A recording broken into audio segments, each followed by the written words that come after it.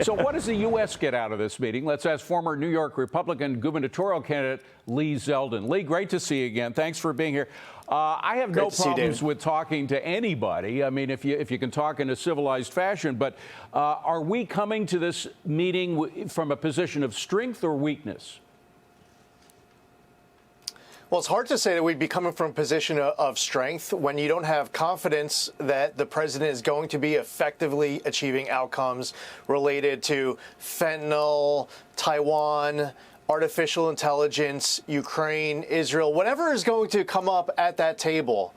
That President Biden is going to be tough on President Xi. We can't sit here today and say that we're confident that we're going to be seeing the outcomes that we would set as goals as you and I sit here talking about it. And, you know, it's hard to look at Biden in a meeting like this after all that we've discovered about his family's dealings with China, some of which might be compromising to the president. Is that a concern that Americans should have at this point?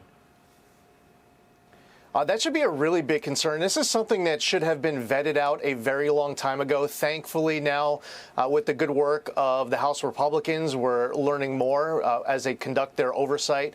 The Biden family received funding from CEFC, money that was paid to a shell company controlled by Hunter Biden. Then the money was distributed to a shell company controlled by James and Sarah Biden. They then cut personal checks. The personal checks that they cut to themselves was then followed by a personal check cut to Joe Biden himself. And then they just slap on it a label of calling it a loan, and then they say that everything is okay.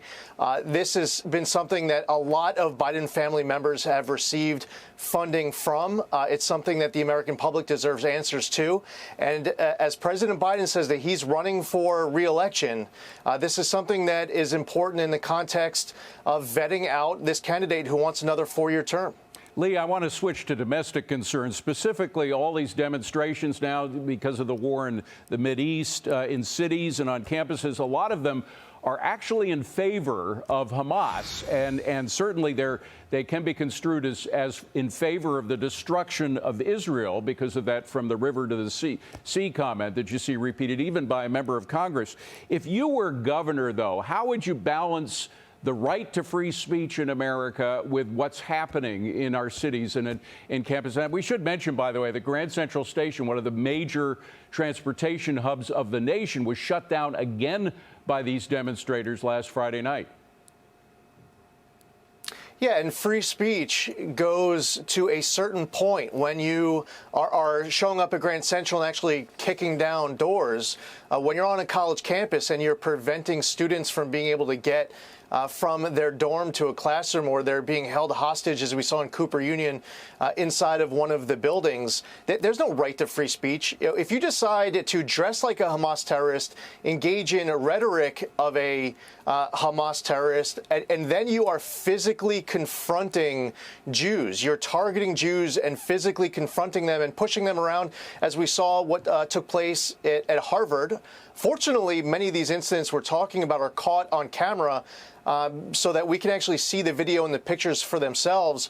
When you're causing destruction, when you're causing property damage, that you can't hide behind a protection of a First Amendment right to free speech. This has been frequently across this country crossing that line. And if I was the governor of the state of New York, or any governor right now, I would be withholding taxpayer dollars to some of these educational campuses where these Jewish students are being targeted.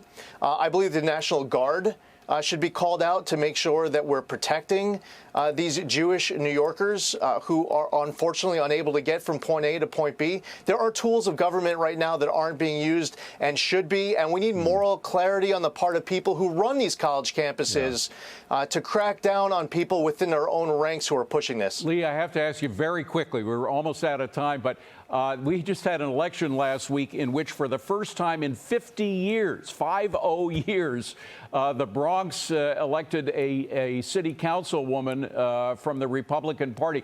Are cities around the country beginning to realize that some of those policies that have been applied for the past 20 years in Democratic cities aren't working? Yes, I was on the ground in the Bronx in the days leading up to that election. Christy Marmorato, the new city councilwoman in the Bronx, was winning that race amongst a coalition of Republicans and Democrats and independents, fed up by the direction of the city, concerned about out-of-control migrant crisis, the quality of education in schools, safety on the streets, affordability. This is an issue inside of New York City and other cities across the country. I would encourage conservatives to do a better job getting into the cities, because many of these longtime Democratic voters are waiting with open arms to hear our message, but we have to show up and work hard for it. Lee Zeldin, good to see you.